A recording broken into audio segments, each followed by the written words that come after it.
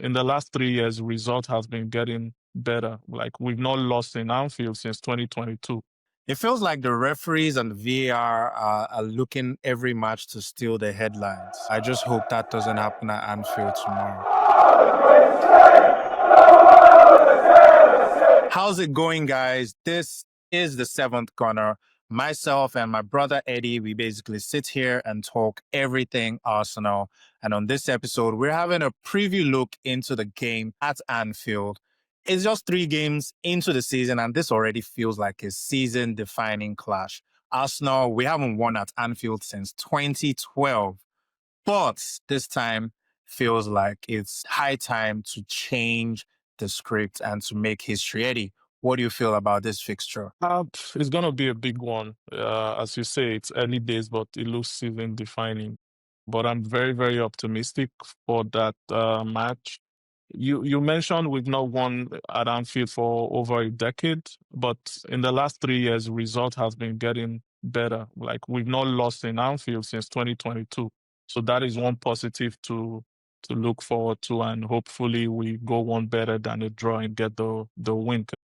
Liverpool, like when you look at them, they're there for the taking. Yeah, their defense has not really been, so convincing in the first few games, but that attack though, Ekitiké blending in, Gakpo firing, Salah has been a bit quiet so far, but he always relishes a tie with Arsenal. For me, I just want to go there and play our game and hopefully take our chances, because those are the things that always tend to cost us. Between losing, drawing, and winning the game is taking our chances. And I just hope we do that come tomorrow, and we can then go on from there. It's still a long season, and we'll see if it was really title defining or not, the game. This squad that Arteta is taking to Anfield, the new additions, Gyökeres, maybe even Eze, giving them a platform, like the actual ultimate stage for them to prove themselves. Possibly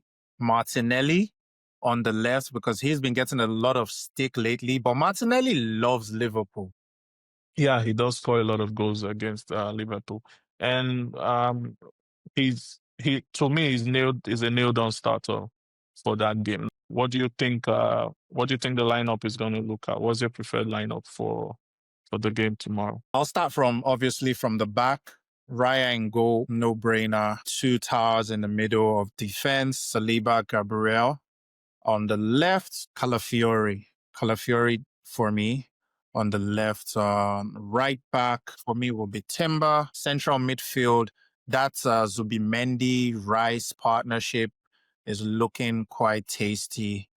The center attacking midfield position, I would go with Eze. I know some parts of the fan base will probably be crying out for Nwaneri to get a shot, but personally, I think this will be the kind of game for Eze to announce his arrival, into the squad. On the right side, in the absence of Saka, I believe Madueke can deputize, and obviously our number 9, Gyökeres, and Martinelli on the left. And with that lineup, what would you say? What's your scoreline looking like? I believe we can get a 2-1 win.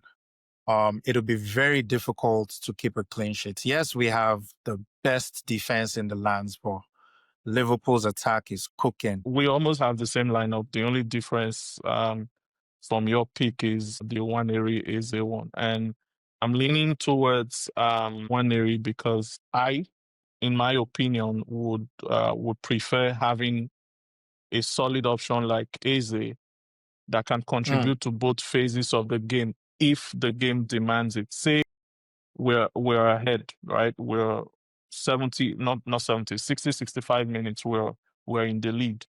I would rather have Eze, an experienced player who would be able to join in controlling the game, know when to release the ball, know when to run, than Nwaneri who control isn't really his strength, right? He would always want to take that risk, having that pass, making that run, taking that shot.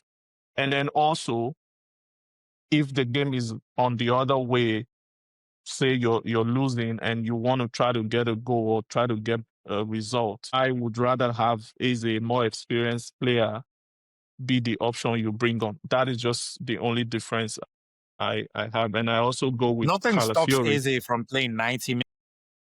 Yeah, exactly. Okay, another fair point. But when you look at like wanting to, bring something out from the bench, because if Odegaard doesn't pass fitness, we don't have Saka. Our bench is going to be looking one area Trossard and maybe Dalman if he travels. Like attacking attacking sense. And for my prediction, I know it's a little bit of a stretch, but I just have this feeling that if we want to win, it's going to be a 1-0. If we win, it's going to be a 1-0 win and not, I don't think we'll concede. We might say it's Liverpool with all their attack, it's Anfield, the crowd. But I think now is the time for us to, go that next level where the crowd doesn't affect how we play. Whether it is Anfield or not, we are going to shut them out if we want to shut them out. Chances are going to come, no doubt. But again, as far as we are able to get that first goal, I don't see us losing the game. If Liverpool comes out to try to get that equalizer, we're going to hit them a second time. I'm sure of that. Potentially one more from a set piece. Yeah, my go-to goal scorer will be Gabriel. He hasn't, because of the way they've been marking him out, he's kind of gone under the radar. I think, he relishes big games, right? He's gonna be up for it, and he's my option for a goal scorer. The officiating so far in the league, that is one thing that I feel we need to touch on. The officiating, it feels like the referees and the VAR are looking every match to steal the headlines. I just hope that doesn't happen at Anfield tomorrow. Yeah, it's really a big concern among fans, and it's an eyesore what we see every week, knowing it's one of the best leagues in the world, the league with the most money, and then we struggle with little things and technology. The same technology that we have seen used in other competitions and other leagues without much fuss. It seems like these referees want to make it about them. Just look at, we're 3 games into the league. We already have controversial calls. We already have controversy around how they use VAR. VAR is a good thing in the game, but it's how they use it, how efficient. And then generally, the whole officiating has been inconsistent. There are simple calls that with the naked eye you can see, and we spend 6-7 minutes on doing that. So those are the things that we shouldn't see. We've seen VAR used in Spain. We've seen it used in Italy. We've seen the semi-automated offside used in other competitions. We even saw VAR in the African Nations Cup and how straightforward and quickly the calls were made once VAR was involved. I can understand they want to be sure. They want to make sure there are no mistakes and all, but sometimes taking too much time even breeds room for mistakes because you have more time to deliberate. These days, you see a referee go to the screen. The moment you see him going to that screen, you know that they have not been able to reach an agreement. Decision, exactly. So something is going to change. And that it shouldn't be like that. I shouldn't be able to tell that once the referee goes to the screen, he's going to give that or is going to go against what he has given. So I just hope that everything gets better and then we get a decent game tomorrow where it's not about the referee or it's not a game where we have controversies, because it takes the beauty out of the game. We want a fair match. We want a straightforward match where it's decided by goals and skill and not by controversial decisions by the referee. And we hope to see beautiful football at Anfield. Hopefully, we're back here after the game to talk about how it all went down and how Arsenal finally broke the hoodoo, broke the curse of Anfield, and claimed a victory. Fingers Any crossed. final words, Eddie?